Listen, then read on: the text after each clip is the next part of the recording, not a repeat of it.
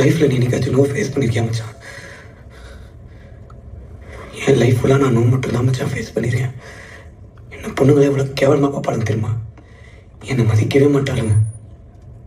ஆனால் இவன் எப்படி பாப்பா தெரியுமா?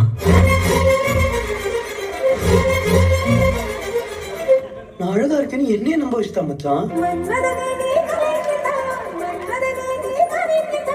நான் எத்தனை பொண்ணுங்க பின்னாடி சுத்திருப்பேன். ஆனா இப்ப ஏன் பின்னாடி ஒருத்தி சுத்துறாடா? பார்க்க செம்மையா இருக்கா மச்சான்.